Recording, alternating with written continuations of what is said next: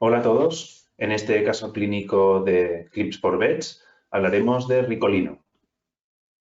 Ricolino es un gato entero de 2 meses. Es un gato indoor, convive con sus hermanos y además otros gatos, también perros. Es obvio el motivo de visita. De hecho, en la imagen es lo que se suele decir, que hay una diferencia brutal entre ambos gatitos y son hermanos de camada, nacidos el mismo día. Y de hecho el resto de hermanos son mucho más grandes que Ricolino. Y los últimos días Ricolino no come, con lo que están preocupados por él. En lo que son la anamnesis, lo que son tóxicos, pues no hay ningún tipo de posibilidad de que este gatito, a diferencia de sus hermanos, tenga acceso a ninguno de ellos. Tampoco es algo de ese día, lleva días que no está comiendo bien y lo que les es más evidente es que es un gato mucho más pequeño que el resto.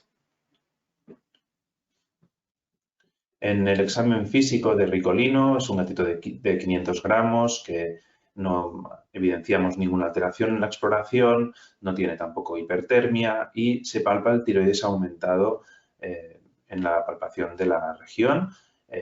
En lo que es la tabla de crecimiento, Ricolino se situaría muy por debajo incluso de hembras de su misma edad. Y los problemas, por lo tanto, son el retraso de crecimiento y últimamente esa anorexia.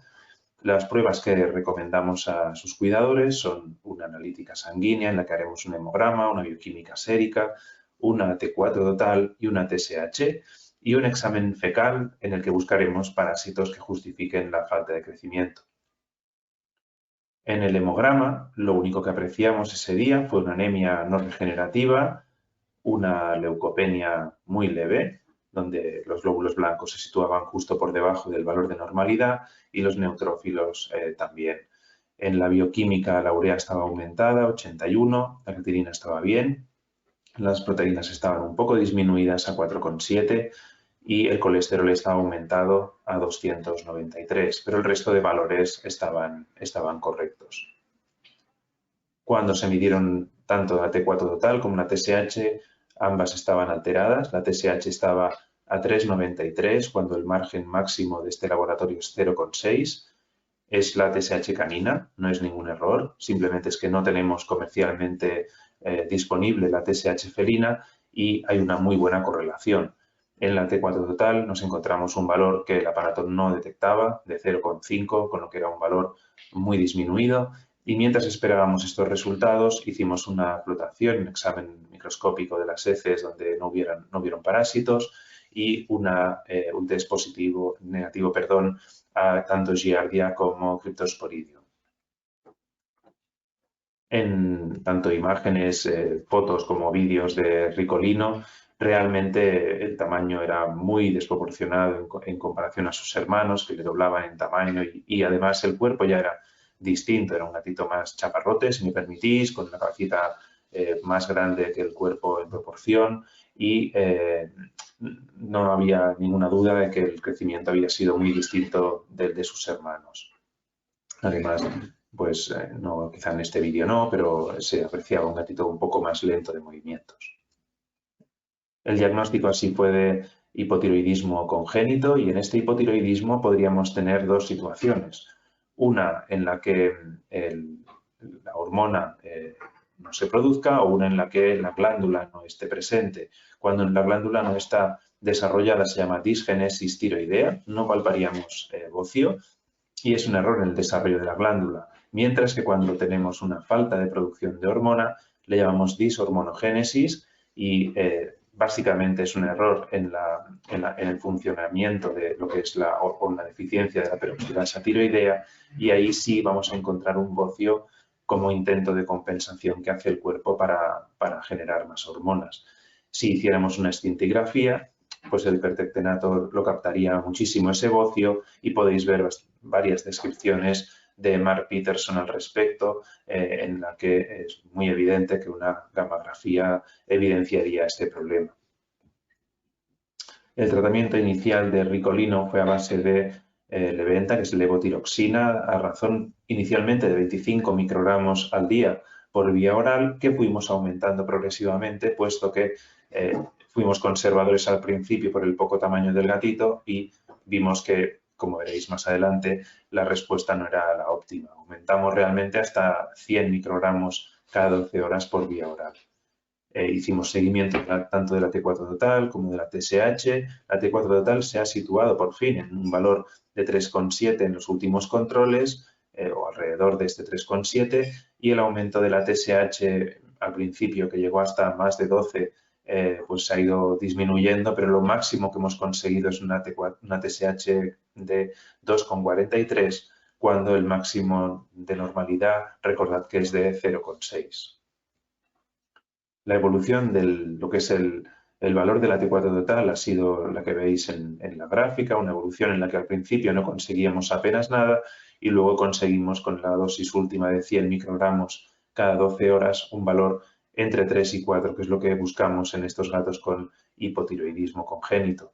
En lo que es el peso o el crecimiento, conseguimos que este gatito llegara casi a 4 kilos cuando partíamos de 500 gramos, todo eso gracias al crecimiento y al desarrollo del gatito durante estos años. En cuanto al seguimiento de la hematología y de la bioquímica, se ha ido resolviendo lo que ya veíamos, el problema de la urea, la anemia no regenerativa que tenía. Básicamente lo que podéis ver es que es un gatito que se normalizan los valores, con lo que, a excepción de la TSH, tenemos pues un gato ya sano. La evolución, sin embargo, de Ricolino es que durante todo este tiempo que ha estado tratado con la levotiroxina, ha habido un momento en el que empezó a tener algo de agresividad hacia los propietarios de forma muy puntual, porque cuando teníamos en la clínica era un gato totalmente normal, incluso asustadizo. Fue relacionado en ese momento con el aumento de las hormonas sexuales, porque obviamente al desarrollarse el gato pues eso podía ocurrir, se le castró, esa agresividad disminuyó muchísimo, pero además habían convulsiones que no podíamos relacionar con nada que no fuera el hipotiroidismo y que necesitaba de un examen por el equipo de neurología del Hospital Clínico Veterinario y de la Universidad Autónoma. Así fue, le hicieron análisis también del líquido cefalorraquídeo, se descartaron otras patologías que no fueran relacionables con el hipotiroidismo. En la resonancia no habían alteraciones, sí había un leve aumento de la intensidad a nivel de la hipófisis, que les llevó a mencionarnos este artículo sobre una posible hipofisitis inmunomediada. Pero bueno, esto quedó de esta forma, no ha habido progresión de su enfermedad, puesto que en el momento que vemos que el resto estaba bien, se le añadió levetiracetam y ha ido compensándose todo lo que son las crisis convulsivas. De hecho, no aparecen, sino son muy de forma esporádica y está actualmente con este tratamiento.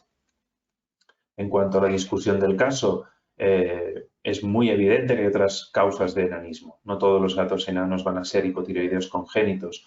La diferenciación con el hiposomatotropismo, que es el enanismo hipofisario, podéis hacerla a nivel morfológico porque es un enanismo más proporcionado. Tenéis un caso clínico en la revista de ABEPA de pequeños animales del 2008, donde podéis ver la descripción. Tenéis también algunos artículos más recientes en los que incluso tratan con hormona del crecimiento estos gatitos con falta de hormona del crecimiento. Pero en nuestro caso, si hubiera sido un enanismo hipofisario, a pesar que no hemos medido la IGF-1, que es lo que se suele medir para diagnosticarlo, tenemos un aumento de la TSH, cosa que en los gatitos con enanismo hipofisario, además de la deficiencia hormonal de crecimiento, hay deficiencia de la TSH, justo lo contrario de lo que tenemos nosotros. En cuanto a la suplementación con levetiracetam, habéis visto que he pasado un poco por encima de no haber conseguido la normalización de la TSH. Es que la TSH hay casos en los que en la literatura están descritos que no se llegan a conseguir normalizar. De hecho, muchas veces tenemos que asumir que si la T4 total está en el rango que queremos y el gatito ya está creciendo, no subir esa dosificación. Enfermedades o problemas asociados con el hipotiroidismo congénito podéis tener desde, aparte del retraso del crecimiento, enfermedad renal crónica, constipación, que es muy típica, el retraso de las placas de crecimiento y, en este caso, habéis visto convulsiones. Este es un caso muy parecido, el de Pancho. Veis que son gatitos muy parecidos, en el que sí teníamos esta constipación, este megacolon asociado al hipotiroidismo congénito. Es algo que se resuelve, es algo que no vuelve a aparecer cuando estamos ya suplementando correctamente y el gato se desarrolla, con lo que, obviamente, en gatitos que tengáis con constipación severa, es un problema que tenéis que descartar, que no tengan hipotiroidismo congénito. Y sin más, os dejo con bibliografía para los que queráis pues, profundizar en todo lo que hemos estado hablando, y agradeceros vuestra asistencia y esperaros en el próximo caso clínico. Muchas gracias.